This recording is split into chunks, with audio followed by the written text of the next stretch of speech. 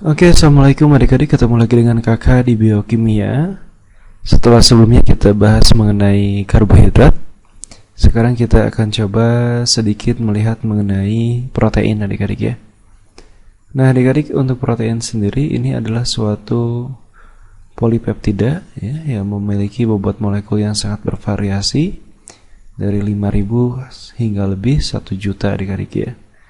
Nah untuk protein sendiri ini terbentuk dari ikatan antar molekul asam amino, disebut ikatan peptida ya. Dua molekul asam amino ini dapat berikatan atau berkondensasi dengan melepas molekul air. Contohnya sebagai berikut adik-adik ya. Nah ini ada monopeptida ya, atau ada asam amino, kemudian ini asam amino yang lain, kemudian mereka berkondensasi, berikatan. OH dan H-nya nanti akan lepas sebagai H2O. Kemudian C dan N-nya ini akan berikatan adik-adik. Ya, ini ikatan peptidanya. Ya, jadi di sini akan terbentuk ikatan peptida. Polipeptida berarti banyak ikatan peptida yang terbentuk. Ya, jadi banyak dibentuk dari asam amino yang saling berikatan satu sama lain, begitu ya. Kemudian adik-adik untuk strukturnya sendiri, protein sendiri ini memiliki 4 struktur dasar. Yang pertama primer. Struktur primer ini adalah struktur lurus ya. Dari struktur ini bisa menunjukkan jumlah, jenis dan urutan asam amino dalam molekul protein. Kemudian struktur primer juga dapat menunjukkan ikatan peptida yang urutannya diketahui. Kemudian adik-adik ada struktur sekunder. Struktur sekunder ini merupakan struktur lurus dari rantai asam amino yang berikatan hidrogen, sehingga membentuk struktur berbentuk heliks. Nah kemudian adik-adik ada struktur tersier. Struktur tersier ini adalah struktur yang menunjukkan kecenderungan polipeptida membentuk lipatan atau gulungan. Ya, dengan demikian, karena ada kecenderungan seperti itu, struktur tersier ini termasuk struktur yang lebih kompleks. Nah, struktur ini lebih kuat ya atau mantap karena adanya ikatan antara gugus R dengan molekul asam amino yang membentuk protein. Dan kemudian ada struktur kuartener. Kuartener sendiri adalah struktur yang menunjukkan derajat persekutuan atau interaksi antar subunit-unit protein. Kemudian adik-adik untuk protein sendiri ditinjau dari strukturnya ini dibagi menjadi 2 golongan besar. Yang pertama golongan protein sederhana, yang kedua protein gabungan. Protein sederhana nanti bisa dibagi lagi menjadi 2 bagian berdasarkan bentuknya. Nanti kita lihat ada protein fiber dan protein globular ya. Nah adik-adik untuk sifat protein ini yang pertama sukar larut ya. Protein sendiri sukar larut dalam air karena ukurannya yang sangat besar.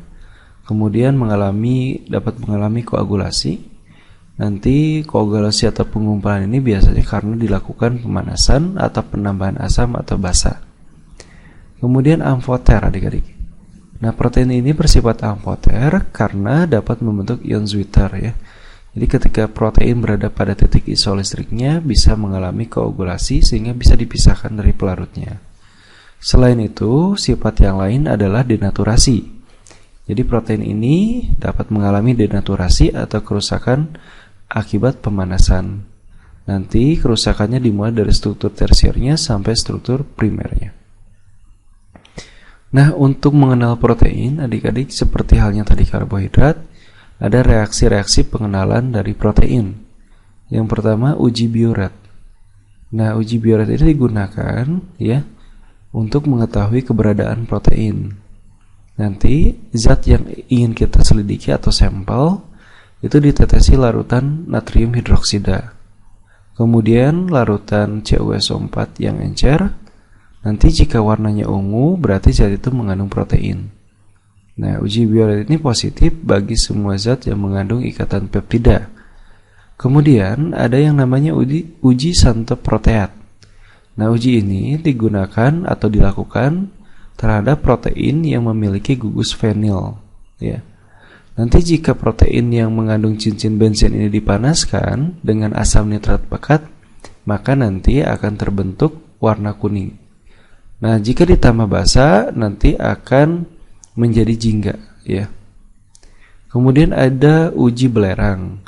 Untuk mengetahui ada tidaknya unsur belerang dalam suatu protein, nanti larutannya sendiri ditambah natrium hidroksida pekat, kemudian dipanaskan, kemudian nanti ditambah timbal asetat adik-adik.